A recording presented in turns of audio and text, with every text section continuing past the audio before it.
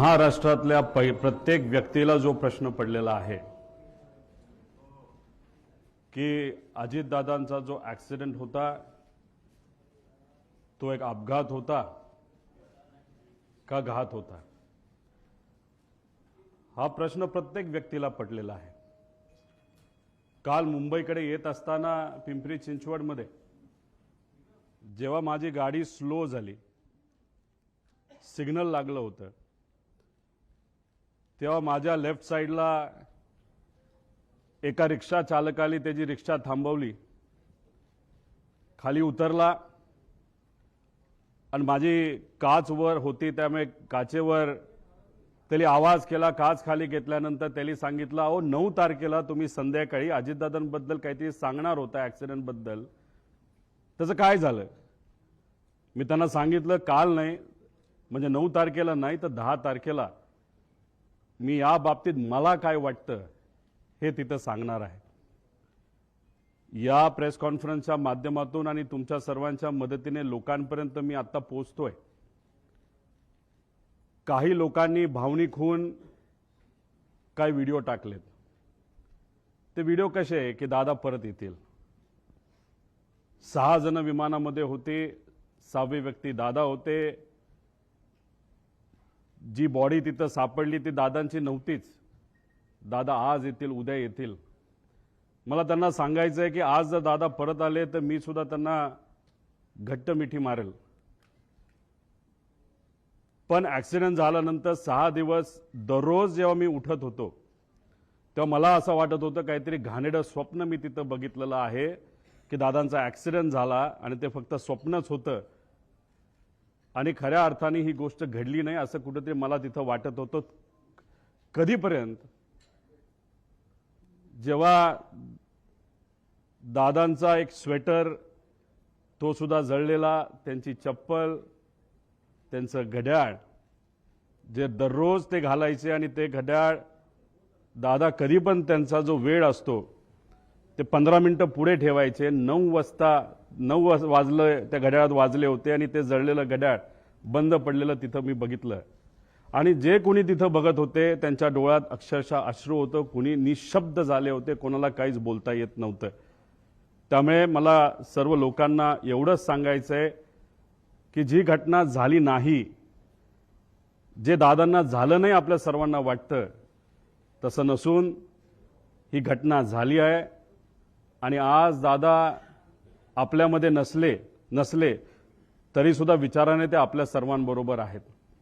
ते हे एक प्रेझेंटेशन इथं मी तुमच्या सर्वांसाठी केलेलं आहे। या प्रेझेंटेशनमध्ये मी स्वतः, माझी टीम, मित्र, ज्यांच्या कोणाकडे पर्यंत मी पोचू शकलो त्यांच्याकडनं जी माहिती आम्हाला मिळाली ती माहिती या प्रेझेंटेशनच्या माध्यमातून आपल्या सर्वांपर्यंत आणण्याचा प्रामाणिकपणे प्रयत्न केलेला आहे।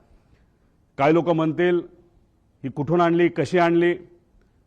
ही आम्ही आणली आहे। अजितदादांच्या प्रेमापोटी ही माहिती आम्ही गोळा केलेली आहे।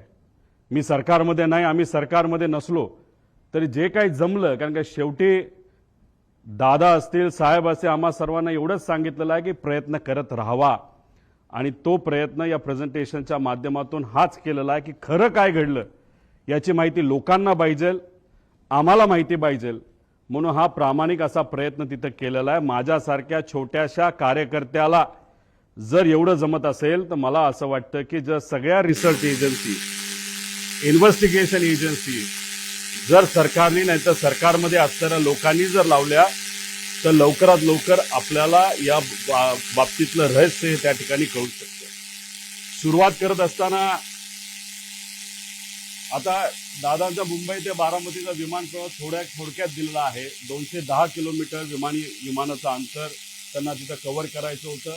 27 मिनिटं त्यांना त्या ठिकाणी लागणार होती आणि विमान कुठलं होतं तर VSR ही एक कंपनी ऑपरेटर, त्यांचं त्या ठिकाणी ते होतं। लेअरजेट नावाचा एक ब्रँड आहे, बंबार्डियर नावाची एक कंपनी आहे कॅनडाची, पण हे विमान हे अमेरिकेमध्ये त्या ठिकाणी बनलं आहे। पुढं आता याबद्दल विमानाबद्दल बोलायचं झालं, बंबार्डियर एरोस्पेस 2010ला हे विमान बनलेलं आहे। लेअरजेट 45 हे विमानाचं टाईप आहे, खूप फास्ट विमान असतं, 51,000 फूट उंचीवर हे विमान त्या ठिकाणी ट्रॅव्हल करतं। बाकीचे जर विमानं आपण बघितली त्याच्यामध्ये कुठली असू द्या तर ते विमानं हे 41,000च्या आसपास त्या ठिकाणी असतात. आता हे विमान Learjet 45 असं त्या ठिकाणी दिसतं. त्याचे इंटरनल पार्ट्स मी तुम्हाला इथं दाखवले. अंदाजे अजूनपर्यंत आम्हाला कळलेलं नाही. या बाजूला म्हणजे लेफ्ट साईडला दादा तिथे कुठंतरी त्या ठिकाणी बसले असावे. या सेक्शन मध्ये आपल्या बॅगा नाहीतर अतिरिक्त जो काय आपल्या बरोबर सामान असतं हे सामान या भागामध्ये त्या ठिकाणी ठेवलं जातं. इथं पेट्रोल म्हणजे ह्या पेट्रोलच्या टाक्या आहेत असं आपल्याला समजायला काय हरकत नाही. बाकी डिटेल जर कोणाला पाहिजे असतं तर हे डिटेल मध्ये इथं दिलेलं आहे. आता या VSR कंपनीची माहिती मला आपल्या सर्वांना द्यायची. याच्यामध्ये विजय कुमार सिंग हे दोघं याच्यामध्ये पार्टनर आहेत आणि विस्टा सेल्स प्रायव्हेट लिमिटेड नावाची एक कंपनी आहे. दोन डिरेक्टर विजय कुमार सिंग आणि रोहित सिंग. विजय आणि रोहित हा विजयचा मुलगा आहे. रोहित सिंग बद्दल मी पुढे 2-3 स्लाइड पुढे त्या ठिकाणी आपल्या सर्वांना माहिती देतो. याच्यामध्ये जर बघितलं तर हे 3 शेअर होल्डर इथं दिसतात. पण या खोलामध्ये जर गेलो विस्टा सेल्स प्रायव्हेट लिमिटेड मध्ये 27 वेगवेगळे शेअर होल्डर आहेत. ह्याच्यात जर खूप खोलात आपण गेलो तर कोणाची कंपनी आहे, कोण तिथं शेअर होल्डर आहे, विमान कोणाचे हे तिथं आपल्या सर्वांना कळेल.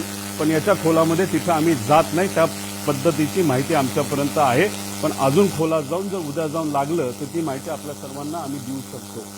त्यानंतर या कंपनीकडनं या कंपनीचं म्हणजे VSRचं तसं बघितलं तर लेअरजेटच्या बाबतीत त्यांची मोनोपोली आहे या देशामध्ये. सगळ्यात जास्त लेअरजेटचे विमानं जर कोणाकडे असतील तर ते VSR नावाच्या कंपनीकडनं. विजय कुमार सिंग एक छोट्या कंपनीमध्ये काम करायचे पण नंतर कष्ट केले असतील नाहीतर काय बऱ्याच काय गोष्टी झाल्या असतील. त्यांनी स्वतःची VSR नावाची ही कंपनी तिथं सुरू केलेली आहे पुढे. आता अपघाताच्या दिवसाची टाइमलाईन जर आपण बघितली तर 7:02 तिथं जो क्रू असतो म्हणजे पायलट अटेंडंट हे सगळे तिथं 7:02 तिथं पोहोचले. कॅप्टननी चेक केलं बारामती एअरपोर्टला. तिथं फोन केला असेल, माहिती घेतली असेल, ATCशी बोलणं झालं असेल, बाबा तिथं विजिबिलिटी आहे का असा प्रश्न तिथं केल्यानंतर तिथं ऑल ओके 7:10 सांगण्यात आलं. 7:17 दीपक जाधव विदीप जाधव जे त्यांचे PSO होते दादांचे हे तिथं पोहोचले होते. 7:50 दादा विमानतळाकडे पोहोचले. 7:56 विमान मुंबई विमानतळ रडारच्या संपर्कात आलं की मुंबईच्या ATCला सांगितलं आता आम्ही टेक ऑफ करायला तयार आहे. 8:10 आणि 51 सेकंदला हे टेक ऑफ झालं. तुम्ही म्हणसाल या बाजूला काय, या बाजूला काय आहे याची माहिती थोड्या वेळानंतर मी आपल्या सर्वांना देतो.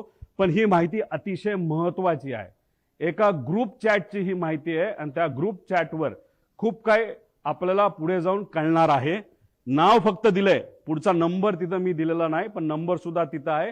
एका ऍक्च्युअल ग्रुप चॅट मधले हे स्नॅपशॉट तिथं काढलेले. त्या ग्रुप चॅट मध्ये अधिकारी सुद्धा असतात, PA सुद्धा असतात. त्याबद्दलची माहिती मी पुढे तुम्हा सर्वांना देतो. आता विमान 8:22 विमान लोणावळा जवळच्या आसपास त्या ठिकाणी तिथं असेल. 8:25 विमान पुणे जवळ, पुणे शहराजवळ असेल. 8:30 विमान यवत हे जे गाव आहे त्याच्या आसपास असेल. 8:32 सुपे म्हणून गाव, सुपे जळगाव गाव हे बारामतीमध्ये आहे तिथं असेल.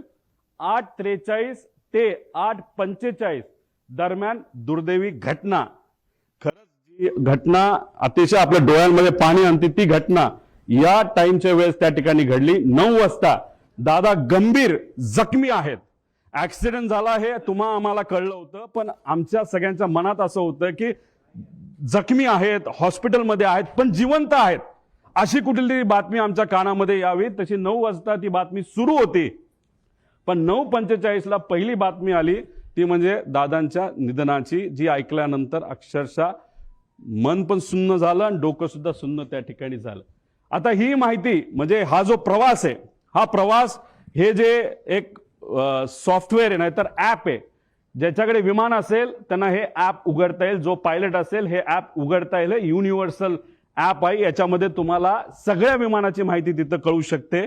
त्याच्यात जर आपण गेला तर ह्याच्यामध्ये हे किती वर्षापूर्वीचं विमान होतं तर 16 वर्षापूर्वीचं ही सगळी माहिती असते.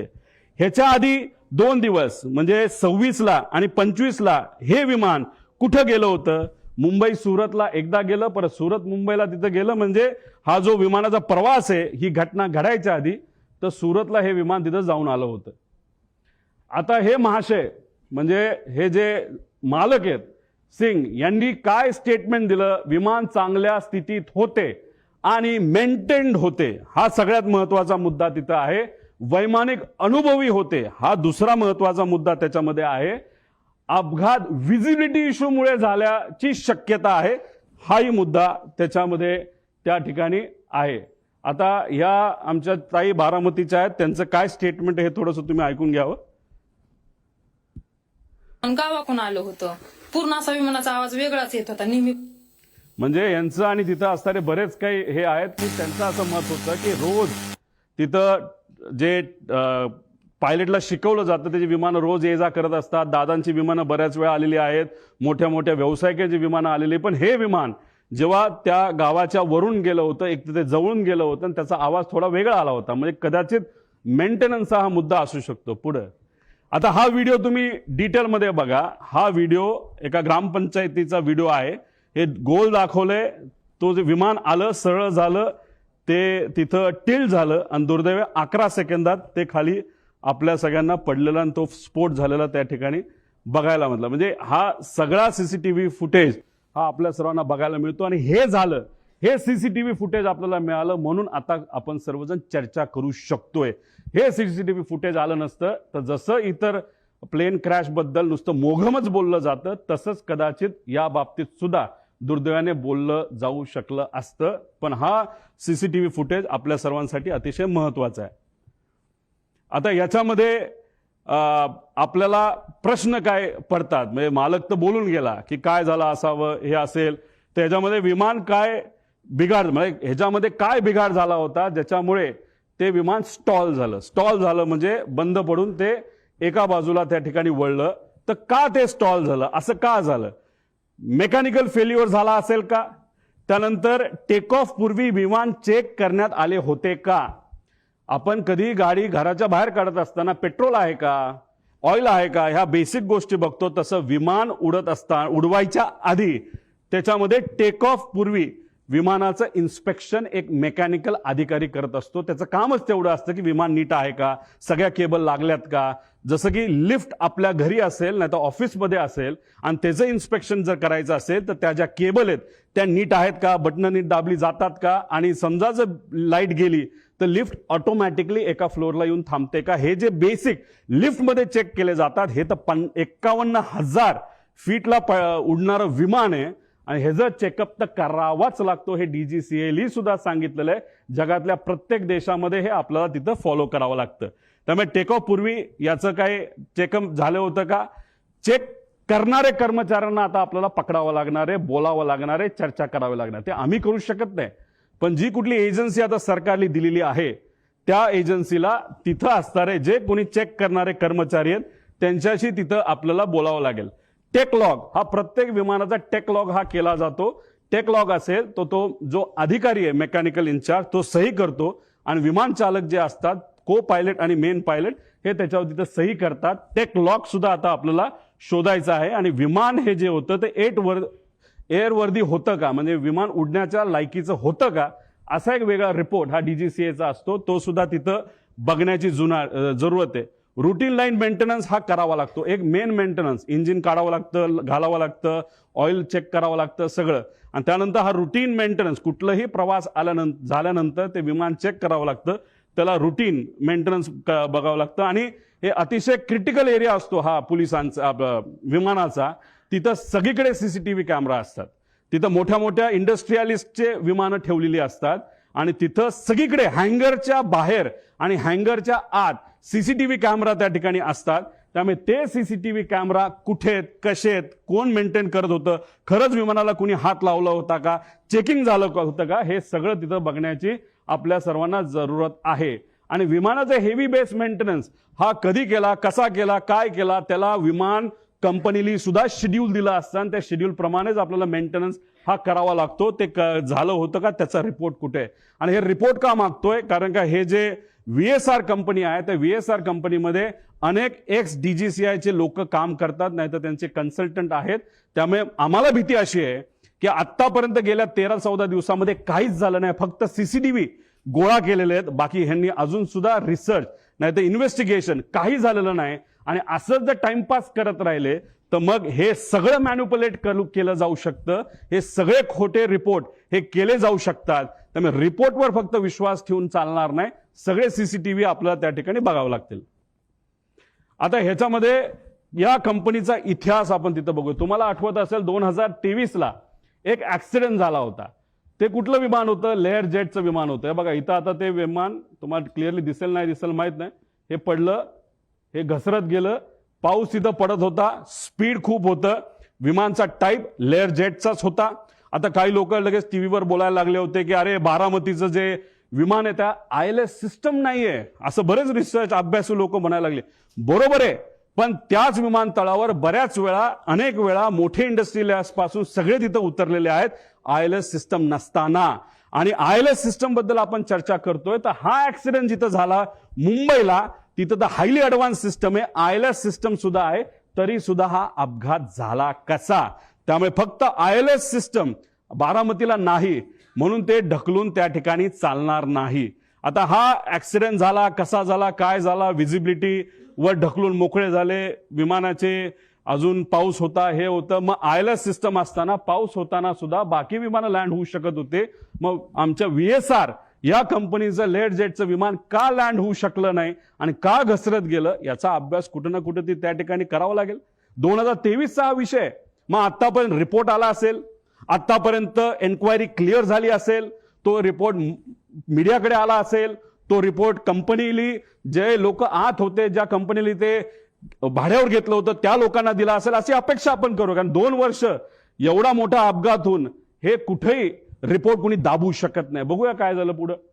दुर्दैव असं 2023ला हा अपघात झाला, पण आतापर्यंत त्याचा रिपोर्ट आलेला नाही. अजितदादांचा दुर्दैवी ऍक्सिडेंट झाल्यानंतर त्या बातम्या जेव्हा अख्ख्या देशामध्ये तुमच्या माध्यमातून त्या ठिकाणी केल्या गेल्या, तेव्हा कुठेतरी DGCAला तिथं जाग आली आणि final report soon in September 2023 Mumbai layer jet असं सांगण्यात आलं. म्हणजे कुठेतरी VSRचा एक होल्ड आहे DGCAवर, असं आमच्या सगळ्यांचं मत आहे. म्हणून एवढा मोठा रिपोर्ट होऊन त्या ठिकाणी तो दाबण्यात आला. मग का हा रिपोर्ट दाबण्यात आला? हा रिपोर्ट जर आतापर्यंत आला असता, तो जर सरकारपर्यंत पोहोचला असता, तर मग काही गोष्टींमध्ये बदल होऊ शकले असते.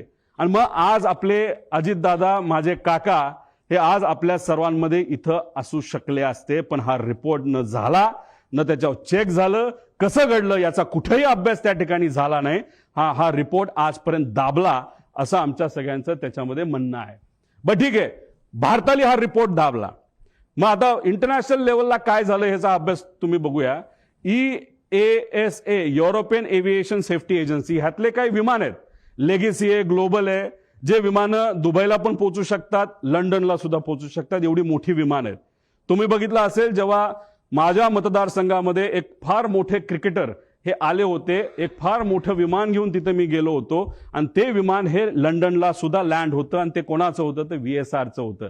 मग हे विमान लंडनला तिथं पोहोचत असेल, नाही तर युरोपमध्ये तिथं जात असेल, जेव्हा ही घटना भारतामध्ये, महाराष्ट्रामध्ये, मुंबईमध्ये घडली 2023ची, त्याची दखल युरोपियन एव्हिएशन सेफ्टी एजन्सीने घेतली आणि एजन्सीने VSRला विचारलं, अरे बाबा, तुला TCO थर्ड कंट्री ऑपरेटर म्हणून आम्ही परवानगी दिलेली आहे, तुम्ही आमच्याकडे लँड होऊ शकता, पण ही घटना घडली कशी याचा रिपोर्ट आम्हाला तू दे, सेफ्टी तू करतो काय करतो कशा, या बाबतीत आम्हाला थोडी तरी माहिती दे.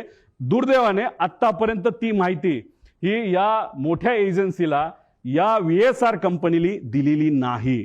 तिथे सुद्धा हे दाबण्यात आलं आणि कुठंतरी काहीतरी गोष्ट लपवण्यात आली आणि त्यांनी सांगितलं लेवल 1 ची त्रुटी असल्याच्या कारणाने EASA कडून VSRचा परवाना रद्द झाला. लेवल 1 म्हणजे काय?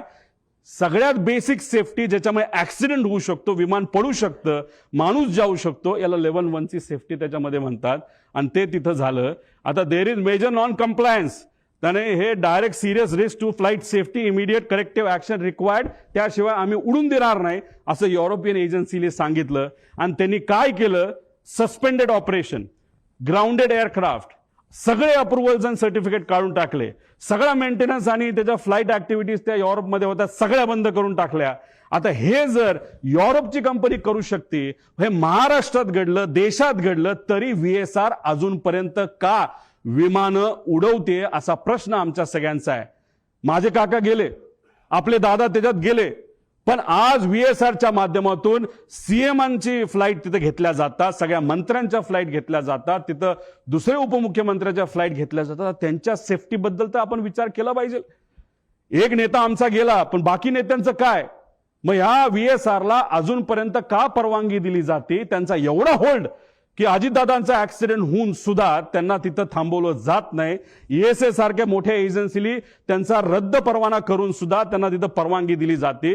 तर एवढं फेवर VSRला का केलं जातं असं आमचं मत आहे.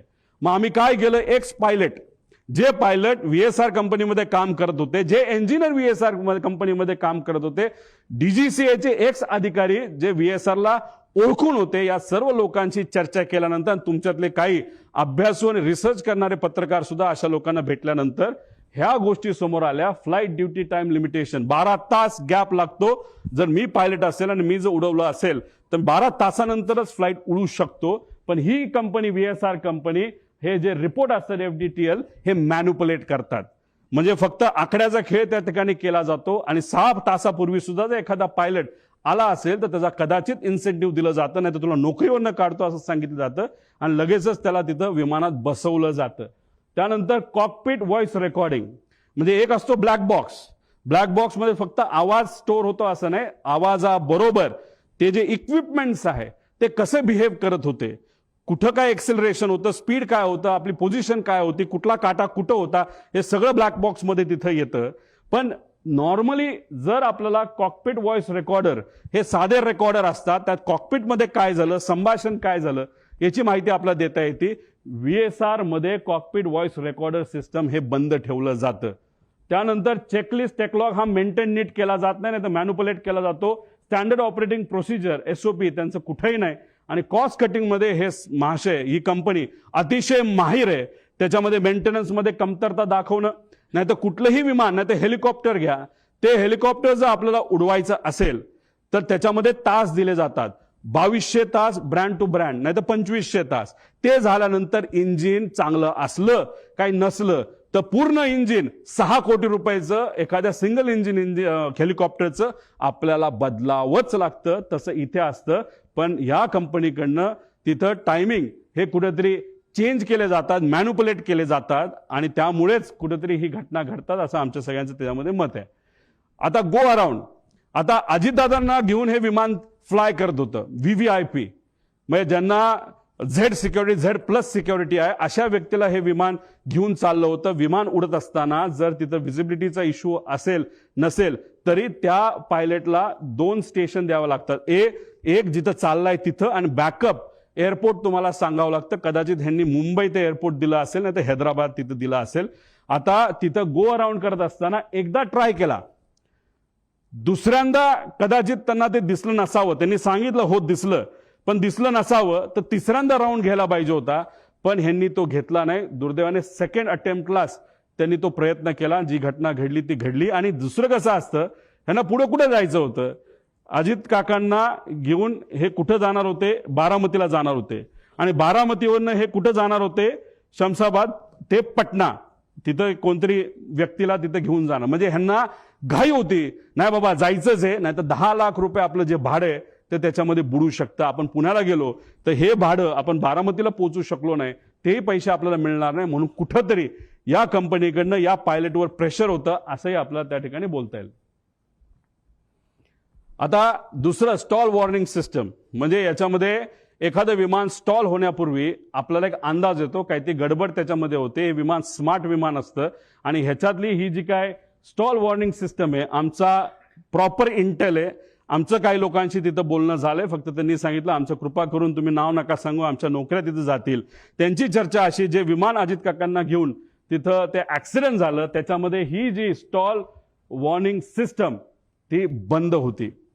ती बंद असल्यामुळे काही गोष्टी आपल्याला आधीच कळल्या नाही आणि त्यामुळे ती घटना त्या ठिकाणी घडली असावी असं काही तज्ज्ञांचं तिथं मत आहे. आणि हेवी बेस मेंटेनन्स केलं कुणी ह्याच्यासाठी आम्ही हे पुरावे त्या ठिकाणी मागतोय. पीटीटी पुश टू टॉक म्हणजे तुमची वॉकी टॉकी असते, आपण बटन दाबतो, आपण बोलतो, पलीकडचं ऐकतो, तसं विमानामध्ये पीटीटी असतं. हे पीटीटी जेव्हा चालू होतं तेव्हा कॉकपिटमध्ये बटन दाबल्यानंतर जे जे काय चालू असतं, जसं की आता मी पोहोचतोय, आता लँड होतोय, मी पुढे तुम्हाला ट्रान्सक्रिप्ट दाखवेल, तर ती सगळं कळतं.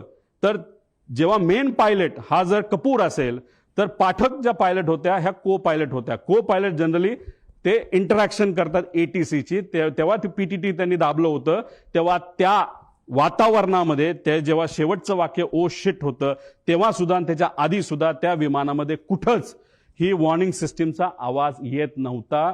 पीटीटी दाबून सुद्धा शुकशुकाट होता, म्हणजे ही सिस्टम तिथं बंद होती असं आमचं त्या ठिकाणी म्हणणं आहे. आणि त्यासाठी जे एटीसीचं रेकॉर्डिंग आहे ते तुम्ही चेक केलं, पीटीटी दाबल्यानंतर त्याच्यामध्ये कुठेही ते वॉर्निंग तिथं आल्या नाहीत. आणि ब्लॅक बॉक्स जेव्हा रिकव्हर केला जाईल त्यानंतर आपल्याला बऱ्याच गोष्टी या बाबतीतल्या कळतील. आता दुसरा विषय असा आहे की हा व्हिडिओ तुम्ही ऐका, मग तुम्हाला त्या ठिकाणी मी सांगतो. आमच्या गावातनं उतरताना आमच्या गावात एक मंदिर आहे, त्या मंदिराच्या कळसाला सुद्धा टेकायची काही लोकांना शक्यता. आता हे त्याच वेळेला आमच्या गावातनं उतरताना आमच्या गावात एक मंदिर आहे, त्या मंदिर 51,000 फीटला ते उडतं आणि जेव्हा तुम्ही त्या एअरपोर्टच्या जवळ येत असता आणि फारच जमिनीच्या जवळ आल्यानंतर ही सिस्टम तुम्हाला वॉर्निंग देते. जेव्हा तुम्ही एखादा हिंदीचा पिक्चर नाही तर इंग्लिशचा पिक्चर बघितला असेल तेव्हा तिथं तुम्हाला जाणवत असेल एक आवाज ते विमान देत असतं की warning approaching land, warning approaching land, अशा प्रकारची ही सिस्टम त्याच्यामध्ये असते. आणि दुर्दैव असं आमचं असं मत आहे की मंदिराच्या जर जवळ गेला असेल तरी पीटीटी चालू असताना हा आवाज तिथं आपल्याला कुठंही ऐकायला मिळालेला नाही. आणि हे सगळं संभाषण हे एटीसी वर त्या ठिकाणी झालेलं आपण बघू शकतो. ते रेकॉर्डिंग तुम्ही बघितलं, आमच्याकडे त्याचा एक प्रिंट आहे आणि ती प्रिंट हे सरकारला सुद्धा त्या ठिकाणी दिली गेली आहे. ते पुरावा आमच्याकडे आहे, त्याच्यामध्ये कुठंच. आणि आम्ही जेव्हा काही लोकांशी बोललो तेव्हा त्यांच्याकडनं सुद्धा आम्हाला कळालं की अशा पद्धतीने आम्हाला कुठंच काही हे ऐकू आलं नाही. त्यामुळे ही जी सिस्टम आहे ती सुद्धा बंद होती, आता खराब झाली होती. आता ह्याच्यामध्ये VSR संदर्भातले काही प्रश्न की हेवी बेस मेंटेनन्स हा कुठं केला जातो हे आपल्याला माहिती घ्यावं लागेल. या देशामध्ये 2च MRO आहेत. एक मुंबईच्या आसपास आहे, प्रफुल्ल पटेल साहेबांची मालकी त्या MROची असं आम्हाला त्या ठिकाणी कळतं, आणि दुसरं कुठे दिल्ली साईडला त्या ठिकाणी आहे. पण हे MRO आहे. पण ह्या कंपनीकडे एक वेगळा MRO होतो असं म्हणतात. ते स्वतःच्या कंपनीच्या माध्यमातून ही सगळी 27 विमानं ते मेंटेन त्या ठिकाणी करत होते. मग त्यांच्याकडे एक्सपर्ट होते का? जसं तुमच्या कंपनीमध्ये म्हणजे तुम्ही सगळे वेगळ्या वेगळ्या चॅनलचे असला तरी जर 5च चॅनल असतील तर हा रिपोर्टर जास्तीत जास्त या 5 मध्येच कुठेतरी जाणार आहे. मग तिथून नोकरी निघाली की परत 5 मध्ये दुसरीकडे जाणार आहे. तसंच MRO जर 2च असतील तर मग ते लोक कोण आहेत? जे लोक या VSR कंपनीमध्ये आज काम करतात, पूर्वी ते कुठं काम करत होते, कोण आहेत ते, कुणी ते सह्या केल्या, रमेश नावाचा माणूस कोण आहे, त्याचा काय अनुभव आहे, तो मेंटेनन्सचा त्याला का प्रमुख केलं, त्याला तुम्ही एन्क्वायरीसाठी घेतलं का तो गायब झालाय, हे सगळे प्रश्न आपल्याला तिथं पडू शकतात. एन्क्वायरी कुठंच नाही चालली म्हणून आम्हाला आमच्या लेवलला माझ्या काकासाठी, आमच्या दादासाठी या सगळ्या गोष्टी करायला लागतात. आणि ह्या सगळ्या गोष्टी लवकरात लवकर सरकारने जर केल्या नाही तर मग आपल्याला खरं रहस्य काय हे त्या ठिकाणी तिथं कळणार नाही. त्यामुळे हेवी बेस मेंटेनन्स कुठं केला जातो हे सुद्धा बघितलं पाहिजे. आणि DGCA मधील काही माजी अधिकारी हे या कंपनीमध्ये काम करत असल्यामुळे एक होल्ड आहे या कंपनीचा, असं आमचं मत आहे. पुढे घ्या. आता VSR संदर्भात गंभीर बाबी आणि बारामती अपघातात आलेला, आता याच्यामध्ये VSRची एक सवय आहे जी आम्हाला कळली, आणि हे जोपर्यंत CCTV आपण बघणार नाही तोपर्यंत आपल्याला कळणार नाही. तर हे लोक काय करायचे नाही तर करतात, तर हे कॅन असतात विमानाचे. जसं दादा ज्या विमानामध्ये बसलेले, मागे मी म्हणलो तो बॅग ठेवायची जागा, आणि दादा खूप जास्त लांब जाणार नव्हते, त्यामुळे ह्यांना एक सवय त्यांच्याच एका अधिकाऱ्याने आणि पायलटली मला सांगितलंय, आम्ही कॅन एक्स्ट्रा इल्लीगल आहे, DGCA अलाव करत नाही. आम्ही एक्स्ट्रा कॅन 50-50 लिटरचे हे 8 ठेवत असायचो. म्हणजे जिथं कुठं लँड होईल तिथं एखादा छोटासा टँकर आणून पैसे देण्यापेक्षा तेच जर आम्ही पेट्रोल ओतलं तर आम्ही सेफ राहू शकतो, असं एका माझी पायलटली ज्यांनी VSR मध्ये काम केलं असं आम्हाला तिथं सांगितलंय. त्यामुळे जिथं कुठं गेल्या वर्षभरात VSRची विमानं उतरली तिथला सीसीटीव्ही कॅमेरा टेक ऑफच्या आधी आणि मेंटेनन्सच्या आधी हा बघितलाच पाहिजे आणि ह्या गोष्टी खऱ्यात का हे कुठेतरी आपण समजून घेतलं पाहिजे. आणि जर हे खरं असेल तर विमानामध्ये जर पेट्रोल इलिगली एका कॅनमध्ये ठेवलं तर ते विमानासाठी बॉम्ब सारखंच असतं असं आमचं त्या ठिकाणी मत आहे. पुढं आता याच्यामध्ये VSR संदर्भात गंभीर बाबी आहेत आणि काय कोणाला बघितलं पाहिजे, ह्यात क्लिअरन्स इंजिनियरला पकडलं पाहिजे, त्याशी चर्चा केली पाहिजे, क्वालिटी इंजिनियरशी बोललं गेलं पाहिजे, मेंटेनन्स इंजिनियरशी त्याच्यामध्ये बोललं पाहिजे. आणि हे सर्व नियमाचं उल्लंघन जर या कंपनीकडनं त्या ठिकाणी झालं पाहिजे तर या व्यक्तीवर कारवाई होणं आणि मनुष्यबळाचा गुन्हा या कंपनीच्या मालकांवर होणं अतिशय महत्वाचं आहे असं आमचं त्या ठिकाणी मत आहे. त्यानंतर EASA ने कंपनीला TCO परवाना सुरक्षेच्या कारणामुळे जर कॅन्सल केला असेल तर त्याला काही ना काहीतरी कारण आहे. आणि असं आहे की हे EASA ही जी युरोपियन कंपनी त्यांनी ऑलरेडी एक कॉपी DGCA ला पाठवलेली आहे. त्यामुळे DGCA ला मला विचारायचं आहे की ही कॉपी तुमच्याकडे येऊन सुद्धा तुमच्याकडे ती दिल्या गेल्यानंतर सुद्धा तुम्ही VSR ला का ऑपरेटिंग टर्म्स मध्ये ठेवलं, का त्याचा तुम्ही परवाना रद्द नाही केला असा प्रश्न एक पुतण्या जेली काकाला त्या ठिकाणी घालवलेला आहे, त्याचा त्या पुतण्याचा आणि एका कार्यकर्त्याचा त्या ठिकाणी आमचा प्रश्न आहे. आणि एवढं मोठं घात असून सुद्धा आत्ता सुद्धा मुख्यमंत्री आणि दुसरे उपमुख्यमंत्री आणि बाकी नेते अजून सुद्धा VSR कंपनीच्या माध्यमातून ट्रॅव्हल करतायत, विमानातून त्या ठिकाणी ते जात आहेत. हे अतिशय घातक आहे. त्यामुळे या बाबतीची नोंद सरकारने तिथं घेणं फार महत्वाचं आहे. आता तुम्ही म्हणाल हे जे आहे हे काय आहे, एक ग्रुप असतो, सर्व मंत्र्यांकडे 2 ग्रुप असतात, ते ग्रुपचं नाव ते वेगवेगळे ठेवू शकतात, पण एक साई एव्हिएशन नावाची कंपनी आहे, एरो नावाची कंपनी आहे. आता इथं मी GR तुम्हाला दिल्यानंतर तुम्हाला लागलं तर आम्ही तिथं देऊ. या कंपनीने अलोकेट केलेला 2 हँडलिंग कंपनी आहेत. मग या 2 कंपन्या खालचे जे ऑपरेटर आहेत VSR सारखे यांच्याशी संवाद साधून कुठलं विमान कधी अवेलेबल आहे, मंत्र्यांना कधी बाहेर याबद्दलची माहिती त्या ठिकाणी ती दिली जाते. मग त्या ग्रुपमध्ये कोण असतं तर त्या मंत्र्यांचे सगळे PA, ऑफिशियल PA आणि जे कोणी प्रोग्राम बनवतात ते PA, ते अधिकारी त्या ग्रुपमध्ये असतात. आणि त्याच्याच बरोबर आपले जे संचालय आहे ह्याचं महाराष्ट्राचं विमानांचं तिथले ते डायरेक्टर आहेत, ऑफिशियल IAS अधिकारी नाही तर त्या लेवलचा एक अधिकारी त्या ग्रुपमध्ये असतो. त्या ग्रुपमध्ये टाकलं जातं की उद्या जसं 27 जानेवारी 2026 ला 8 वाजता मुंबई ते बारामती अजित पवारांना जायचं असं ग्रुपमध्ये. आणि एरोचा टाइम होता 1 ते 15 हे साईसाठी होतं, 16 ते 31 तारखेपर्यंत एरोच्या ग्रुपमध्ये हा मेसेज टाकला. हे कोण क्रिस्टोफर नावाचा जो कुणी तिथला मॅनेजर आहे का ओनर आहे त्यांनी टाकलं नोटेड सर. तो झालं 7:13 आणि 7:14 संध्याकाळी. म्हणजे जे काही लोक म्हणतात दादा हे विमानाने जाणारच होते, हे प्री प्लॅन्ड होतं, असं अजिबात नाही.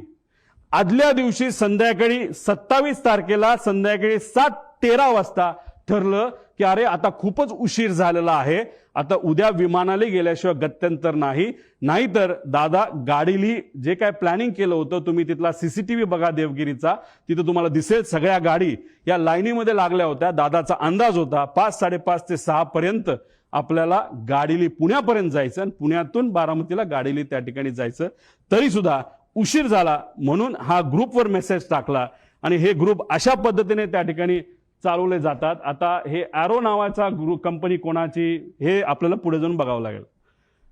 आता हे एरो कंपनी आहे, सरकारची विमाने बुक करण्यासाठी ही काम करते. ह्याचा जो हँडलर आहे आता तो कोण आहे आपल्याला शोधावा लागणार आहे, त्याचं फार वजन आहे एअरपोर्टवर, तो म्हणेल तसं तिथं काम केलं जातं असं माझं मत आहे. ही कंपनी कोणाची आपल्याला बघा. एक कंपनीचा डायरेक्टर जो आहे तो पतंजली कंपनीमध्ये सुद्धा डायरेक्टर असं आम्हाला कळालं, पण आम्ही खूप खोलात गेलो असं नाही. ज्याला कोणाला बघायचं असेल ना तर ह्या ज्या इन्व्हेस्टिगेशन एजन्सीज आहेत त्यांनी सुद्धा एरोकडे लक्ष देण्याची जरूरत आहे. आता पुढे जाऊन तुम्हाला सांगतो त्या ग्रुपवर काय चर्चा झाली होती. पुढे घ्या. आता हा प्रश्न आहे घातपात आहे का. मला सुद्धा शंका आहे की कदाचित हे घातपात असू शकतं का, तर हे पुढच्या काही स्लाइड्स मध्ये मी आपल्या सर्वांना सांगतो. आता याच्यामध्ये आम्ही जेव्हा हा रिसर्च करत होतो, चर्चा करत होतो, ते एक सिक्युरिटी एरियामध्ये काम केलेला व्यक्ती माजी अधिकारी तो माझ्याकडे आला. त्याने मला सांगितलं तुला इस्रायल माहिती आहे का. मी म्हणलं माहिती आहे. तुला मग मोसाद माहिती का? म्हणलं माहिती आहे. मग त्याचं काय? ते म्हणले हे पुस्तक बघ. मी म्हणलं बर, मग या पुस्तकाचं काय? ते म्हणले त्या पेजवर तू जा आणि त्या पेजवर एक लाईन आहे, ती लाईन तू त्या ठिकाणी वाच. ती कुठली लाईन आहे? ती ही लाईन आहे.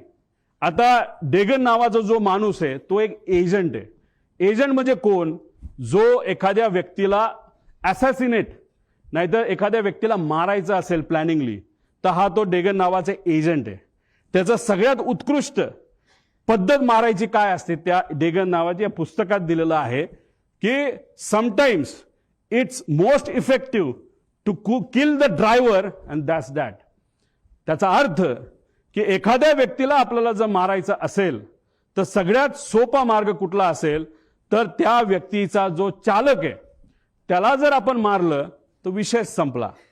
आता गाडीत असेल तर ड्रायव्हर, मोटरसायकलला असेल तर रायडर आणि विमानात असेल तर पायलट, असं म्हणायला काय हरकत आहे. पुढं आता घातपात, आता ही राज्यभरात चर्चा आहे. ह्याच्या खोलात जावं लागेल, ह्याच्या डिटेलमध्ये जाऊन माहिती घ्यावी लागेल, रिसर्च करावं लागेल. पण माझा काका गेलाय, आमचा दादा गेलाय, महाराष्ट्राचा एक फार मोठा नेता गेलेला आहे. तर ही घटना लाईटली घेऊन चालणार नाही. एखादी गोष्ट इकडे तिकडे झाली, आपण इकडे गेलो तिकडे गेलो, कुणी काय केलं, ह्याली काय होणार नाही. आम्हाला जोपर्यंत ह्याची उत्तरं मिळत नाही तोपर्यंत आम्ही शांत बसणार नाही. आता ह्याच्यामध्ये आदल्या दिवशी 27 जानेवारीला रोजच्या वेळेपत्रानुसार दादा संध्याकाळी म्हणजे जेव्हा कॅबिनेटच्या बैठका झाल्या, दादा म्हणाले होते अधिकाऱ्यांना की 4-5 तास मी माझी कामं करेल. काही अधिकारी मला, माझ्या पार्टीतले काही अधिकारी भेटणार आहे आणि काही नेते भेटणार आहेत आणि काही कर्मचारी भेटणार आहेत, त्यांच्याशी मी चर्चा करेल आणि मग मी मुंबईला जाईल, असा दादांचा त्याच्यामध्ये त्या ठिकाणी अंदाज होता. ताफा सुद्धा लागला होता. एक फार मोठे नेते दादांना भेटण्यासाठी येणार होते, ते वेळेत येणार होते पण उशीर झाला. ते उशिरा आल्यामुळे आणि चर्चा उशीरपर्यंत सुरू राहिल्यामुळे दादांचा वेळ त्याच्यामध्ये गेला आणि 5-5:30ला जे दादा गाडीने जाणार होते ते गाडीने जाऊ शकले नाही. त्यांना पर्याय राहिला नाही, त्यांना विमान बुक करावं लागलं आणि म्हणून 7:13 म्हणजे संध्याकाळी दुसऱ्या दिवशीचं विमान हे आदल्या दिवशी म्हणजे 27 तारखेला तिथं बुक झालेलं आपण बघितलं. पूर्व विदर्भातील एक कुठले तरी नेते हे मोबाईल चेक करा दादांचे, नाही तर लँडलाईनवर कोणाचा फोन होता काय होता मला माहित नाही, पण मला जे कळालेलं आहे सही करावीच लागते. फार महत्वाची फाईल आहे. आणि मग ती फाईल कुठे हे जेव्हा बघितलं गेलं, ती फाईल घरी नव्हती. ती फाईल मंत्रालयाच्या कार्यालयामध्ये होती दादांच्या. दादा कुठलीच फाईल मोकळी ठेवत नाहीत, पण अचानक ती फाईल तिथं होती. मग ती दादानी बोलवली. बोलवण्यात येण्यात मुंबईचं संध्याकाळचं ट्रॅफिक तुम्हाला माहिती आहे. ती फाईल पोहोचूस तर वेळ गेला. वेळ गेल्यानंतर ती फाईल आली. पण एक मोठा नेता आपल्या पक्षाचं बोलत असेल तर सही तर करावीच लागेल. आणि मग दादानी ती सही केली. ती फाईल यूज तर सही करूस तर त्याच्यामध्ये दुर्दैवाने त्या ठिकाणी वेळ गेला. आता ह्याच्यात खोलात जर जायचं असेल, कारण आमच्या पण ओळखी तिथं आहेत, आमच्या पण जीवाची माणसं आहेत. अजितदादांबरोबर जेव्हा केव्हा मी भेटलो आणि दादांचा जो काही शेवटचे 3-4 महिने होते त्यात मी, दादा आणि त्यांच्याबरोबरचे अधिकारी एकदम घट्टपणे एक फार महत्वाची चर्चा त्या ठिकाणी करायचो. आणि ती करत असताना मग काही अधिकाऱ्यांचे, कर्मचाऱ्यांचे त्याच्यावर आमच्यावर त्या ठिकाणी विश्वास असल्यामुळे तिथं चर्चा काय चालली होती हा विषय जेव्हा केला तेव्हा तिथं चर्चा कुठलं तरी राजकीय कन्सल्टंट कोणीतरी आहे, त्यांचा जो कॉन्ट्रॅक्ट आहे जो शेकडो कोटीचा आहे तो आपल्याला कॅन्सल करावा लागतोय. कारण त्यांच्याकडनं काहीच आपल्याला मिळत नाही, त्याचा काहीच फायदा होत नाही. कारण 7 दिवस आधी सुद्धा बारामती हॉस्टेलला दादांना जेव्हा मी भेटलो होतो तेव्हा सुद्धा दादांनी काही लोकांना सांगितलं होतं, शहाणपणा करू नका, राजकारण आम्हाला शिकू नका, राजकारण आम्ही कसं करायचं हे माहिती सर्वे फक्त तुम्ही करा, अशी काहीतरी चर्चा तेव्हा झाली होती. आणि अशा पद्धतीची चर्चा तिथं झाली आणि दादांना त्याच्यामध्ये उशीर झाला आणि मग दादांना प्लॅन बदलावा लागला. आता हे सगळे बॅकग्राऊंड तुम्हाला फक्त सांगतोय. त्याचं कारण असं की प्लॅन का बदलावा लागला. आता मी येतो 28 तारखेला. आता काही लोक म्हणतात उपमुख्यमंत्री आहेत, दादा कडक होते, शिस्तीचे होते, दादांनी सांगितलं असेल पायलटला ए बाबा उडलंच पाहिजे. पण दादाचं स्टेटमेंट तुम्ही बघा, ते स्वतःच्या मुखातून ते काय बोलतात. कारण तुम्हाला ते तिकडनं जाणं गरजेचं होतं. कारण वैमानिकाचा दिवस आला की उशीर झाला तर मला निघून जावं लागलं, कारण ते अलीकडचे तास म्हणजे दादा कधी पण विमान उडवत असताना कॅप्टनला विचारायचं, बाबांनो काय वाटतं, जायचं का नाही जायचं, उडायचं का नाही उडायचं, काय अडचण आहे, तुम्हाला जे वाटतं ते करा. एका ठिकाणी त्यांना यायचं होतं, मुंबईकडनं ते उडले पण होते. माझा अंदाज आहे 2-2.5 वर्षापूर्वीची गोष्ट असेल. हेलिकॉप्टरले होतं, लोणावळ्याला धुक्क वाढलं होतं. दादांना त्या कॅप्टनली सांगितलं, थोडंसं दुःख जास्त आहे, रिस्क आहे, पण आपल्याकडे डबल इंजिन हेलिकॉप्टर आहे, अजिबात दादा काळजी करू नका. दादा म्हणले काय नाही, मुंबईला परत दे. दादा परत मुंबईला गेले आणि गाडीली पुण्याकडे त्या ठिकाणी आले. हे दादांची वस्तुस्थिती होती. दादांचं एक मत होतं, जो एक्सपर्ट आहे, जो त्यातला एक्सपर्ट आहे त्याचा ऐका, अभ्यास करा, रिस्क उगाचच त्याच्यामध्ये त्या ठिकाणी घ्यायची नाही, अशी दादाची भूमिका होती. हे होते आमचे दादा, जे वेळेवर एअरपोर्टला पोहोचले. पण नंतर जे घडलं त्याच्यामध्ये काही गोष्टी तुम्हाला पुढे मी सांगतो. पुढे घ्या. आता हे एक ईमेल आहे. या ईमेलमध्ये 2 नावं आहेत क्रू डिटेल्सची. ह्याला क्रॉस व्हेरीफाय करावं लागेल हे ईमेल. याच्यामध्ये कॅप्टन साहिल काहीतरी आहे बाबा मदन आणि कॅप्टन यश असे 2 नावं प्रपोज केली गेली होती. बाकी सगळं तिथं लिहिलेलं आहे आणि कुठं जाणारे मुंबई, बारामती वगैरे सगळं तिथं दिलं होतं. आता हे आहेत दोघं. पण झालं असं की नाव ते दुसऱ्या दिवशी बदलण्यात आलं.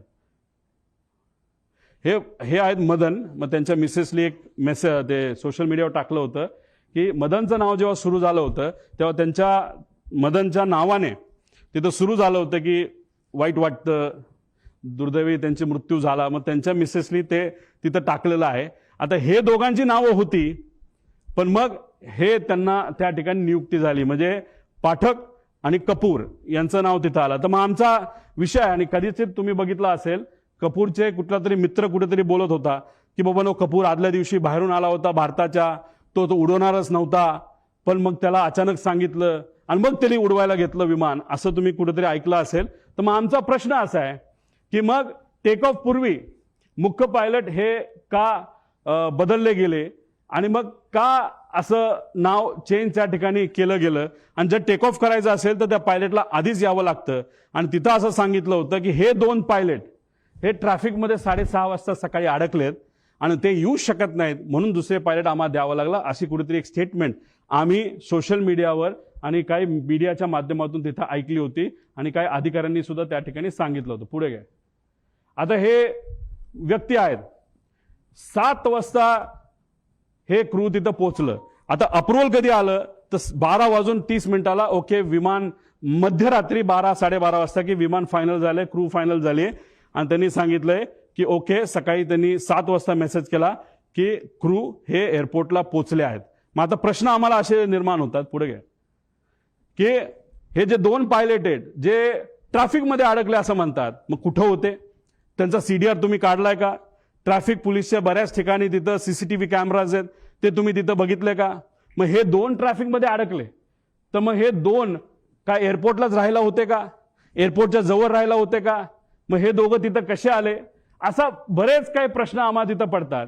त्यानंतर ते आल्यानंतर ब्रेथ अनालिसिसची टेस्ट झाली का, ज्याच्यामध्ये आपल्याला ते जसं पोलिसांनी रात्री तुम्हाला पकडलं, तुम्ही पिलं असलं काय नसलं काय तुम्हाला ते फुंकावं लागतं, तसं हायली ॲडव्हान्स्ड ब्रेथ अनालायझर हे एअरपोर्टला असतात, DGCA दिलेले असतात.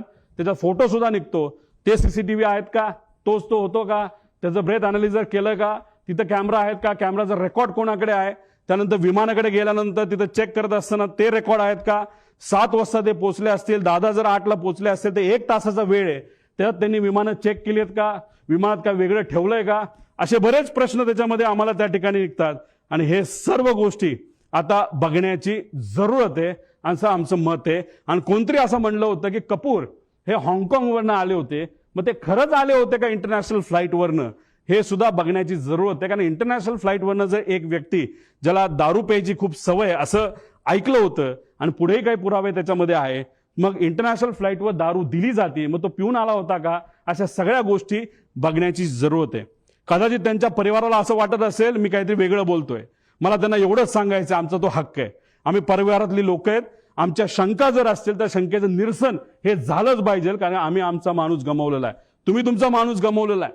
तुम्ही तुमची बाजू बघा, आम्ही आमची बाजू बघतो. पण आमच्या मनात ज्या शंका आहेत त्याला कुठं ना कुठेतरी उत्तर हे मिळालं पाहिजे का गेले 13 दिवस मला तरी तिथं झोप लागलेली नाही आणि कदाचित जोपर्यंत ह्या गोष्टी सापडत नाही क्लिअर होत नाही तोपर्यंत झोप लागणार नाही आणि मी झोपणार सुद्धा त्याच्यामध्ये नाही. पुढे तुम्ही जर गेला तर आता मुख्य पायलट सुमित कपूर बद्दल आपण थोडीशी माहिती घेऊ.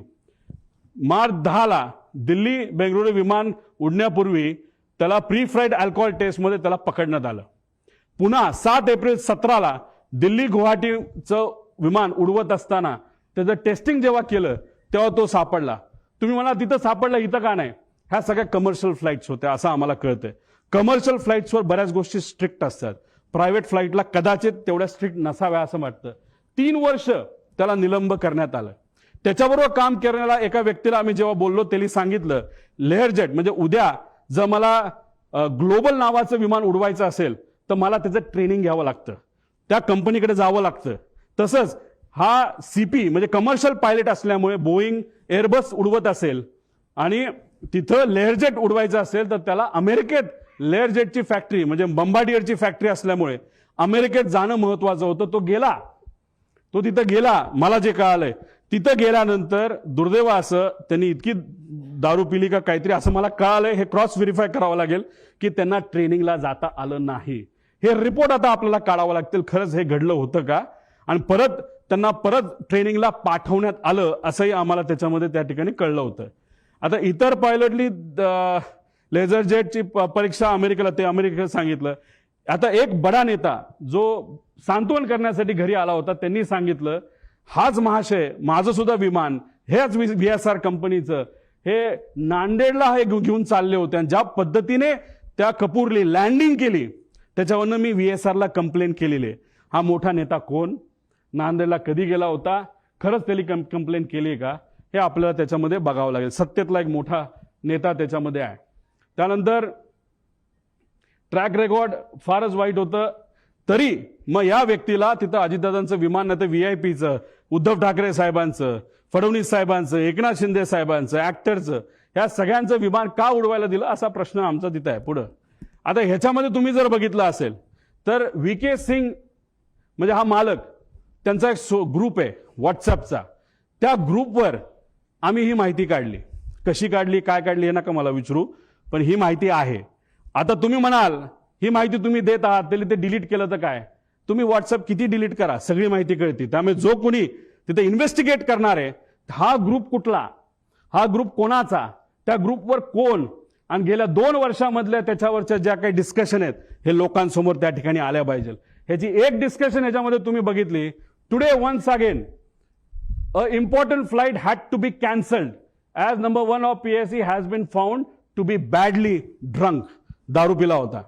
त्याच्यामध्ये बरंच काय दिलं की तुम्ही पार्टी करता हे करता आणि त्याच्यात may I request my dearest colleagues captain Sunny जो खन्ना कोण असेल कॅप्टन रंधवावा आणि स्टार केलंय कॅप्टन सुमित द ग्रेट. म्हणजे दारू प्यायचा विषय आल्यानंतर द ग्रेट सुमित कॅप्टन आणि खाली आहे कॅप्टन रोहित. आता तो सिंग आहे का? सिंग म्हणजे कोण? तो डायरेक्टर आहे VSR कंपनीमध्ये म्हणजे याचाच कॅप्टनचा मुलगा. आता तो खरंच तो असेल रिसर्च नंतरच कळेल आणि डायरेक्टरच तिथं दारू पित असेल पायलट असून सुद्धा तर मग हे फार डेंजरस आहे. कारण डायरेक्टरलाच या गोष्टीचं महत्व नसेल तर बाकीच्या पायलट काय करणार? नाही तर जर डायरेक्टरच आपल्याबरोबर दारू पित असेल तर काय आपल्याला फरक पडतोय? अशी मानसिकता या लोकांची होऊ शकते असं आम्हाला वाटतं. हे त्यांच्याच ग्रुपवरनं काढलेला हा मेसेज आहे 2 जानेवारीचा. VSR कॅप्टन VK सिंग म्हणजे मालक. पुढं अजून एक मेसेज त्यांचा आहे काय? VSR ड्युटी सेल डील काय असेल ते. डिअर कॅप्टन सुमित भाई अँड जो कुणी असेल प्रावग, you will be sober and do not do your evening stunts. आता इव्हनिंग स्टंट्स मध्ये काय आम्हाला माहित नाही. विमान वेडवाकडे चालवायचा हा एक स्टंट असू शकतो, नाही तर दारू पिणं हा एक स्टंट असू शकतो, नाही तर ड्रग्ज घेणं हा स्टंट असू शकतो. म्हणजे हा स्टंटचा अर्थ मला तरी काही निघत नाही. हा आपल्याला बघावं लागेल आणि त्याला सुमित उत्तर देतो कॉपीट सड. म्हणजे मला जर कोणी बोललं असतं हे तू वेड्यासारखा तिथं काल का वागत होता आणि जर मी वागलोच नव्हतो तर मी लिहिलं असतं sir that was not me and I won't do it. पण इथं वर जर दारूबद्दल बोललं असेल आणि खाली कॉपीट सर म्हणत असतील याच्यावरनं नक्कीच दाल में कुछ काला आहे असं आपल्याला म्हणता येईल. हा जो ब्रेथ अनालिझर आहे ह्याचा फोटो सुद्धा निघतो. ह्याचे रिपोर्ट आता आपल्याला बघावं लागणार. पुढे घ्या. आता वेगवेगळ्या सरकारी अहवालातील वेगवेगळी विसंगती. आता ह्याच्यामध्ये PIB प्रेस ब्युरो तुम्हाला माहिती आहे. हे कुठली माहिती देते? दे तुम्हाला काय कुठलं ते DGCA जी माहिती दिली जाती ती PIB छापती. बरोबर आहे? बरोबर आहे. आता ही ट्रान्सक्रिप्ट आहे. ही कशाची ट्रान्सक्रिप्ट आहे? तर ही बारामती ATCची ट्रान्सक्रिप्ट आहे. वेळ न वेळ तिथं लिहिलेली आहे. इथं वेळ लिहिलेली आहे. मग काय एअरक्राफ्ट मधली ज्या त्या पाठक मॅडम आहेत त्या काय बोलल्या आणि बारामती ATCला सुद्धा एक कोणतरी महिलाच होती असं आम्हाला कळलंय. त्या काय म्हणल्या याच्यामध्ये तिथं दिलेलं आहे. आता ह्याचा वेळ जर बघितला तर यांच्या PIB अनुसार म्हणजे DGCA अनुसार 8:18 काय झालं होतं? म्हणजे विमान बारामती ATCच्या संपर्कात आलं. म्हणजे DGCA काय म्हणते म्हणजे PIB काय म्हणते 8:18 हे विमान हे बारामती ATCच्या संपर्कात आलं. पण हे विमान आलं होतं 8:19. तुम्ही म्हणताल एका मिनिटाला काय होणार आहे? हे विमान इतकं स्पीडमध्ये चालतं. हे एका मिनिटात हे विमान 15 किलोमीटर चालतं. आणि दादांचं जी काय घटना घडलेली आहे काही मीटरमध्ये घडलेली आहे याच्यावरनं एक मिनिटं हा महत्वाचा आहे.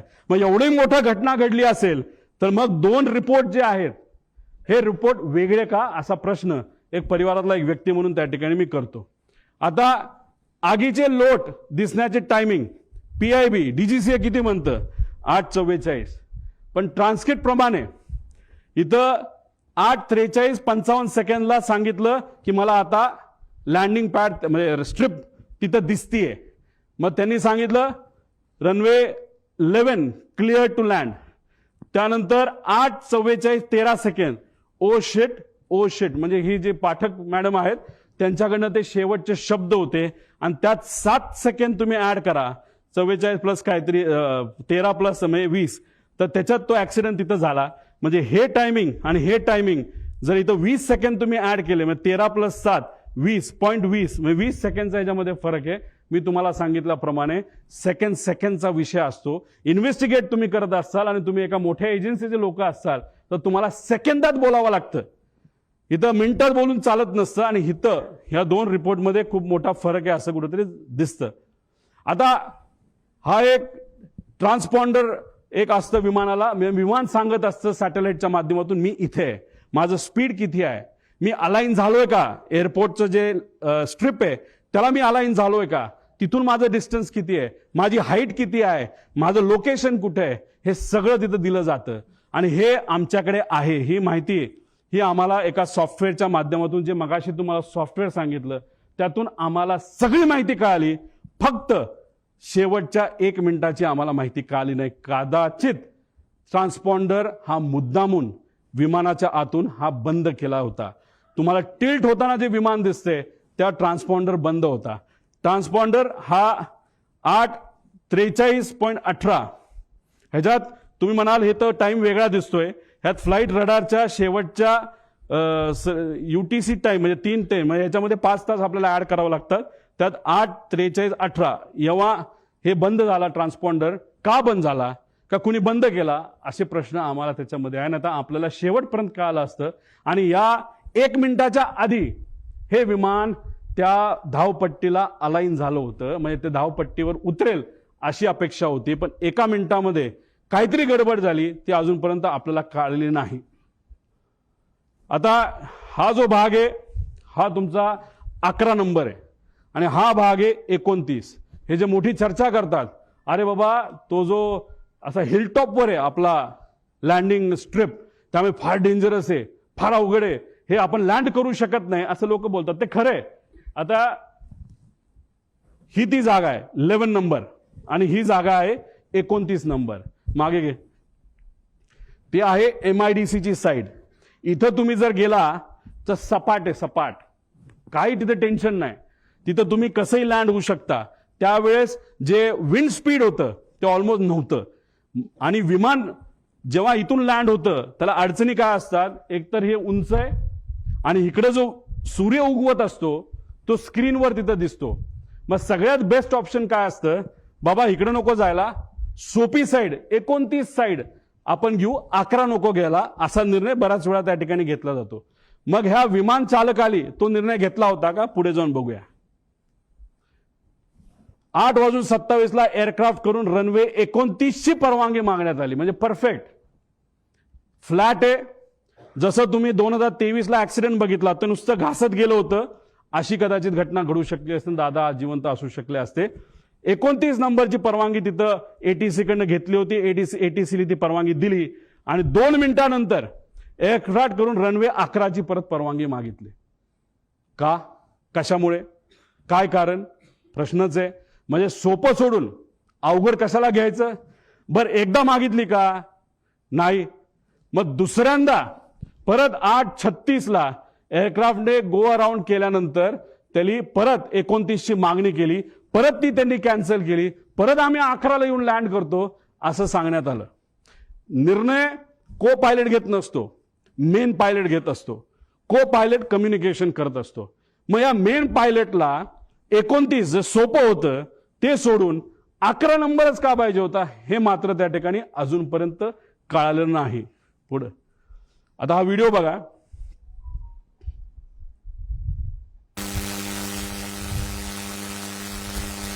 थोडं मागे या. हे लांबून तुम्हाला दिसत असेल, हे धुक्क आहे. विजिबिलिटी हा प्रॉब्लेम होता. मागे या बाजूला थोडंसं तुम्ही जर बघितलं तर एक लाईन दिसते आणि नंतर ब्लास्ट दिसतो. थोडंसं डिटेलमध्ये बघा. एक लाईन आली, पडली, स्फोट झाला. ती लाईन काय आहे? ती आग आहे का? हे सुद्धा बघण्याचे कारण आहे. हे आपल्याला बघावं लागेल. ते काय अजूनपर्यंत कळलं नाही. ही विजिबिलिटी आहे. जो रनवे आहे, रनवेच्या जवळ तिथं ट्रायल केली जाते, नाही तर ट्रेनिंग केलं जातं, म्हणून तिथं काही कॅमेरा ठेवले. त्या कॅमेरातला हे व्हिज्युअल आपल्या सगळ्यांना त्या ठिकाणी बघता येईल. पुढे घ्या. आता ह्याच्यामध्ये हे आहे व्हिज्युअल फ्लाईट रूल्स. हे रूल काय सांगतं? आता मी सुद्धा हेलिकॉप्टर जेव्हा जातो तेव्हा मला विचारावं लागतं टेक ऑफ किती वाजता करायचा. मग टेक ऑफ किती वाजता करायचा कोण परमिशन देतं? एटीसी. का परमिशन देतं? धुक्क असेल आणि 1500च्या खाली जर विजिबिलिटी असेल तर मला परवानगी मिळत नाही. मला परवानगी हेलिकॉप्टरला 1500च्या पुढे असा अंदाज त्या ठिकाणी आहे. मग मी विचारलं विमानाला काय परवानगी आहे? विमानाला स्ट्रिक्ट रूल आहेत.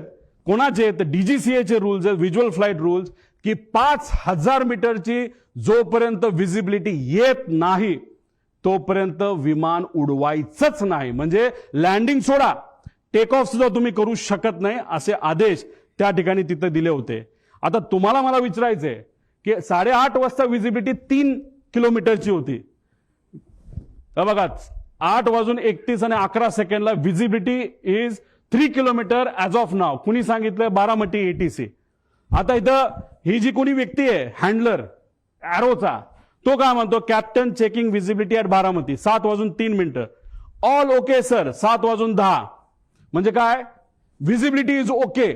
मग आता एरोला पकडायला काय कारण आहे? एरोली खोटी माहिती काय दिली? साधा प्रश्न आहे. 8:30 वाजता जर विजिबिलिटी 3 किलोमीटर असेल तर सकाळच्या वेळेस 7 वाजता विजिबिलिटी कमी असेल का जास्त असेल? धुक्क जास्तच असेल ना.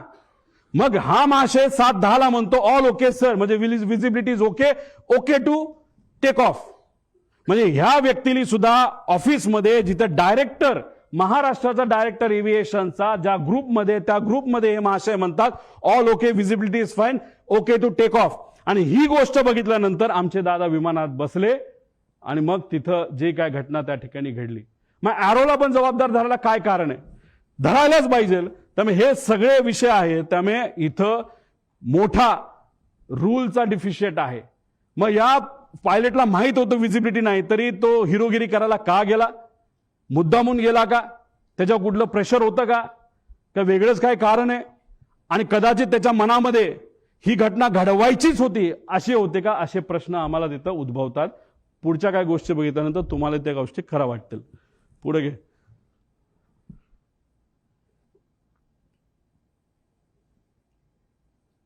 हे ऐका. दरवेळेचा जो आवाज असतो विमानाचा, आम्हाला तिथं आता धावपट्टी जवळ असल्यामुळे आम्हाला माहिती की विमानाचा कसा आवाज असतो. पण त्या दिवशीचा इतका कर्कश आवाज होता, त्यामुळे आमच्या गावातली बरेचसे महिला, पोरं ही सगळी रस्त्यावर येऊन बघत होती की आज विमानाचा असा का आवाज येतोय.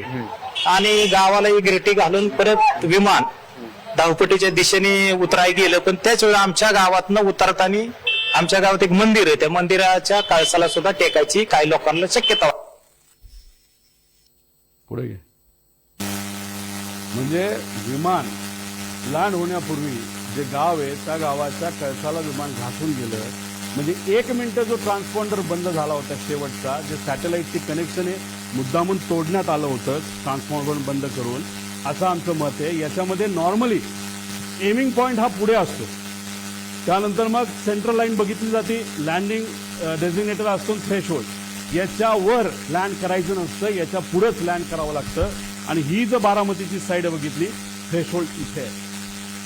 आता 1 मिनिट जे ट्रान्सपॉन्डर बंद केला तर त्याचा जर आपल्याकडे डेटा आला असता तर हे बंद पडलं विमान असं आपल्याला जे दिसतं ते जर झालं नसतं तरी आमचं असं मत आहे की हे विमान इथं येऊन धडकलं असतं. मग कदाचित असं होतं का की इंटेन्शनच होतं विमान लँड करायचं ना, क्रॅश करायचं. कारण तुम्ही 29ला तुमच्याकडे संधी असताना तुम्ही सारखं सारखं या डोंगराळी भागाकडे का जात होता, आणि जर तुम्ही एवढ्या लो आला होता मग कुठंतरी तुम्ही जर ते तिथं बंद पडलं नसतं, नाही तर ते एका बाजूला गेलं नसतं तर तसंही ते जाऊन विमान तिथं धडकू शकलं असतं, असं आम्हाला त्या ठिकाणी भीती आहे. नाही तर आम्हाला त्याबद्दलची त्या ठिकाणी शंका आहे. म्हणजे थ्रेशोल्डच्या खाली म्हणजे हे अनेक असे प्रश्न, म्हणजे एमिंग पॉइंट हा तो तिथली शेवटची बाजू म्हणजे डोंगराळी बाजूच एमिंग पॉइंट होतं का, असा प्रश्न त्याच्यामध्ये आहे. आणि त्याच्यातच तो पॉइंट समोर येत असताना कदाचित असंही होऊ शकतं, जेव्हा पाठकाला ते कळालं, त्या ज्या मॅडम होत्या त्यांनी कदाचित मग विमान एका बाजूला ओढण्याचा प्रयत्न केला. काय हे जोपर्यंत ब्लॅक बॉक्स आपल्याला मिळत नाही, जोपर्यंत आपल्याला कम्युनिकेशन त्या कॉकपिटमध्ये काय झालं हे जोपर्यंत कळत नाही, जोपर्यंत इक्विपमेंट मुवमेंट तिथे कळत नाही, तोपर्यंत ह्या गोष्टी आपल्याला कळणार नाही. त्यामुळे ह्या गोष्टींकडे खऱ्या अर्थाने लक्ष देण्याची जरूरत आहे. पुढे आता ह्याच्यामध्ये आपण जर बघितलं तर तुम्ही सुद्धा गाडी चालवत बाहेर जावा, एखादं कुत्रं मध्ये आलं, माणूस मध्ये आला आणि तुम्हाला माहिती आहे आता तुमचा ऍक्सिडेंट होणार आहे, कितीही तुम्ही शांत असला तरी तुम्ही एखादी शिवी द्याल, तुम्ही चिडाल, तुम्ही त्याकडे रागवून बघाल, काहीतरी तुम्ही कराल. आता याच्यामध्ये आपल्यासारखं म्हणजे सामान्य लोकांसारखं कुणी रिॲक्ट केलं, जेव्हा 8:43:55 फील्ड इन साईड जेव्हा पाठक मॅडम त्या ठिकाणी बोलल्या, तेव्हा तिथं 8:44:13 म्हणजे जेव्हा ते टिल्ट झालं तेव्हा मॅडम म्हणाल्या होत्या ओ शिट ओ शिट. हे त्यांचं रिॲक्शन आहे, हे त्या मॅडमचं रिॲक्शन आहे, को पायलटचं रिॲक्शन आहे. पण या पुऱ्या 5 मिनिटांमध्ये जेव्हा तो पीटीटी दाबला गेला होता, त्या पीटीटी जेव्हा दाबलं जातं तेव्हा फक्त को पायलटचा आवाज येत नसतो, पायलटचाही आवाज येत असतो. पायलट जर गाणं गात असेल, काय सुंदर सिनरी आहे, काय झाडं आहेत, काय झुडपं आहेत, असं पायलट बोलला तरी त्या पीटीटी मध्ये तो आवाज रेकॉर्ड होतो. आम्हाला जे कळलंय त्या मेन पायलटचा आवाज कुठेही तिथं येत नव्हता. मग पायलट झोपला होता का डोज ऑफ झाला होता का वेगळंच काहीतरी झालं होतं का मुद्दामून त्याच्या मनामध्ये एक निश्चय त्याचा होता की आता आपल्याला हे विमान काही झालं तरी जमिनीवरच त्या ठिकाणी घेऊन जायचं आणि ऍक्सिडेंटच घडवायचा, असे अनेक प्रश्न निर्माण होतात. त्यामुळे ब्लॅक बॉक्समधून माहिती आणणं हे महत्वाचं आहे. ही नॅचरल रिॲक्शन होती, ओ शिट ओ शिट. तिथं मेडे मेडे बोलावं लागतं, पण मेडे मेडे बोलण्याची सुद्धा मानसिकता त्या मॅडमची नव्हती. का? कारण का त्यांना या गोष्टीचं कदाचित काहीच माहित नव्हतं. जेव्हा विमान हाताबाहेर गेलं, नाहीतर तिथं एक सर्किट ब्रेकर नावाचा एक बटन असतं, ते जर बटन बंद केलं तर विमानाच्या सगळ्या गोष्टी बंद होतात आणि विमान ज्या पद्धतीने एखादी बाटली आपण असं फेकू त्या पद्धतीने ते तिथं पडतं, जे तिथं पडताना आपण सगळ्यांनी बघितलेलं आहे. आणि त्यानंतर 11 सेकंद नाही तर 8 सेकंद नंतर हे क्रॅश झालेलं आहे. म्हणजे 8 सेकंदाचा त्याच्यामध्ये गॅप आहे. बटन जेव्हा शिफ्ट केलं गेलं तेव्हाच त्या पाठक मॅडमला, ज्या तज्ज्ञ होत्या पायलटच्या, आणि एक गोष्ट तुम्ही समजून घ्या, माझ्या माहितीनुसार हे क्रॉस व्हेरीफाय करावं लागेल, हे कपूर 16,000 तास दिसत असले तरी पाठक मॅडम ज्या 1600 तासाचं त्यांचं फ्लाइंग आहे ते फक्त लेअर जेटवर झालं होतं. आणि हे जे आहे आपले कपूर यांचं फ्लाइंग हे वेगळ्या वेगळ्या विमानात झालं होतं. त्यांचा अनुभव कदाचित लेअर जेटवर या पाठक मॅडमपेक्षा कमी होता. आणि ते कॅप्टन इन कमांड जेव्हा कमर्शियल एअरलाईन मध्ये होते तेव्हा कॅप्टन इन कमांड ते नव्हते. नजीकच्याच काळामध्ये कॅप्टन इन कमांड ते झाले होते, असं कुठंतरी शंका, नाही तर काही प्रमाणात काही लोकांकडनं माहिती आम्हाला आलेली आहे. त्याची माहिती घेऊन त्या डिटेलमध्ये जाणं हे अतिशय महत्वाचं आहे. त्यामुळे दादांचा दौरा का बदलला, विमानाची वेळ बदलली गेली का, पायलट खरंच बदलले का बदलले, असे काही प्रश्न आहेत.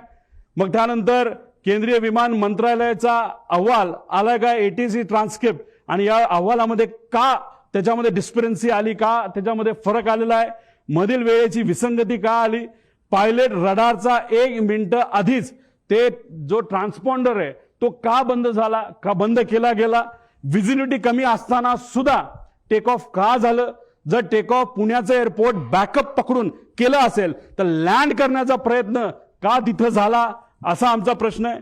रनवे 29 अवेलेबल असताना, सेफ असताना, फ्लॅट असताना, कुठलंच टेन्शन तिथं नसताना, तिथं सूर्याचा पण त्रास नसताना सारखं सारखं मला रनवे 11च पाहिजे असं का त्या ठिकाणी सांगण्यात आलं.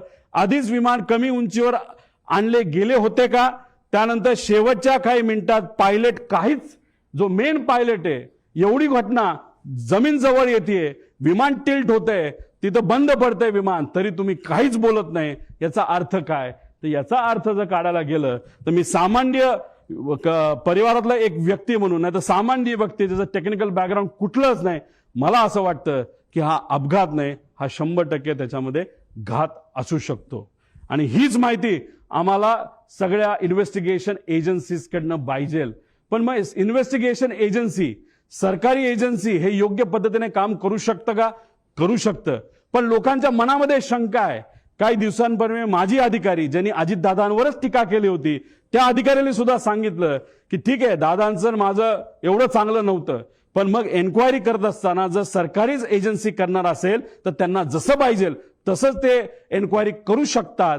म्हणून आमचं परिवाराचं आणि कार्यकर्ता म्हणून आणि दादा हे आमचे नेते म्हणून आम्हाला ज्या काही शंका आहेत त्या शंका ह्या एक्सटर्नल एजन्सीकडनं त्या ठिकाणी घेणं अतिशय महत्वाचं आहे. ज्या नावं मी पुढे जाऊन तिथं आपल्याला सांग, BEA bureau of enquiry and analysis for civil aviation France ही एक चांगली कंपनी आहे. त्यानंतर AAIB UK ही दुसरी एक चांगली कंपनी आहे. नॅशनल ट्रान्सपोर्टेशन सेफ्टी बोर्ड, कारण का ही कंपनी बंबार्डियर ही कॅनेडियन कंपनी आहे, पण हे विमान मॅन्युफॅक्चर अमेरिकेत झालंय. अमेरिका जे कुठलं विमान मॅन्युफॅक्चर होतं त्याचं इन्व्हेस्टिगेशन ही एजन्सी अमेरिकेची तिथं करते. त्यामुळे या तिघीपैकी ज्या कुठल्या चांगली आहे, नाहीतर त्यातल्या 2 एजन्सीकडे हे काम तिथं देण्यात आलं. सरकार करायचं करू द्या, आमचा त्यांच्यावर काही विश्वास नाही असं नाही, पण त्यांनाही करू, पण ही बॅकअप अशा एजन्सी त्याच्यामध्ये असणं आमच्या सर्वांसाठी अतिशय महत्वाचं आहे असं माझं मत आहे. एक स्लाइड आधी. आता ह्याच्यामध्ये आपण जर बघितलं तर फॉरेन्सिकची जी टीम आहे ती टीम दुर्दैवाने उशिरा आली. ती का उशिरा आली, त्यांनी खरंच आतापर्यंत काय केलं? CIDला काम दिलंय, चांगली गोष्ट आहे. आपण CIDला एअरपोर्टवर जाण्याची परवानगी आहे का? मी काही लोकांशी त्यांच्याशी बोललो, म्हणलं आतापर्यंत काय झालं? ते म्हणले आतापर्यंत आम्ही CCTVचे फुटेज घेतले. म्हणलं कुठले घेतले? ते म्हणले आम्ही एअरपोर्टचे घेतले. म्हणलं बाकीचं नाही. मग आम्ही एका अधिकाऱ्याशी चर्चा केली, अरे बाबा तुम्ही एवढा वेळ जर लावणार असाल, ह्याच्यामध्ये जर वेळ घालवणार असाल तर ते जी कंपनी आहे ते सगळे पेपर मॅन्युपुलेट करू शकते, सगळा एव्हिडन्स मॅन्युपुलेट केला जाऊ शकतो. थोडे दिवस थांबू, लोक विसरून जातील. लोक विसरणार नाहीत. आम्हाला ही माहिती पाहिजे म्हणजे पाहिजे. त्यामुळे CID विश्वास नाही असं नाही, पण त्यांना पूर्ण अथॉरिटी नसणार आहे. कारण विमानतळावर गेल्यानंतर पोलिसाला, खाकी वर्दीच्या व्यक्तीला आज जाण्याची परवानगी तिथं नसते. तिथं CISF असेल, नाहीतर केंद्रीय जे काही एजन्सीज असतील त्याच तिथं जातात. नाहीतर इन्व्हेस्टिगेशन करायचं असेल तर CID करू शकत नाही. करू शकतं, कपॅसिटी आहे, पण ते कुठलं तर क्रिमिनल म्हणजे कुठं खून झाला, कुठं काय झालं. पण हा विषय हा एअरपोर्ट अथॉरिटीच्या रिलेटेड आहे. त्यामुळे अशीच एजन्सी द्यावी लागेल जी अनुभवी आहे. एक आपली इंडियाची घ्या आणि बाहेरच्या 2 घ्या, अशी आमच्या सगळ्यांची त्याच्यामध्ये मागणी आहे. पुढं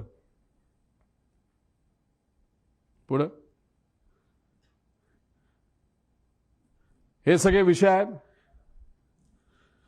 आणि एक महत्वाचा विषय तुम्हाला सांगतो की जेव्हा केव्हा तुम्ही पूर्वीच्या दादांचे व्हिडिओज तिथं बघितले असतील, त्या व्हिडिओजमध्ये दादा प्लॅस्टिकची बॉटल घेऊन तिथं काही गोष्टी करताना बघितलं असेल.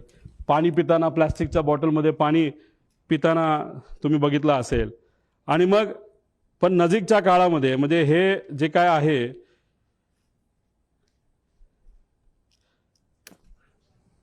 आता हे जे काय झालं ते झालं. ही गोष्ट कदाचित दादांच्या मनामध्ये असावी की कधीही काही होऊ शकतं. त्यामुळे गेल्या काही महिन्यांमध्ये दादा प्लॅस्टिक बॉटलवरनं दादा अशा बॉटलमध्ये त्या ठिकाणी आले होते. का आले होते, कशामुळे आले होते, ह्याच्यात काय करू शकता येत नाही.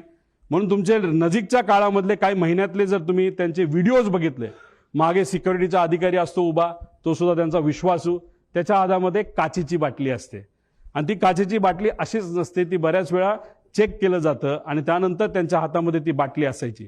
मग दादा प्लॅस्टिक बाटलीवरनं दादा या बाटलीवर का आले असाही प्रश्न पडतो.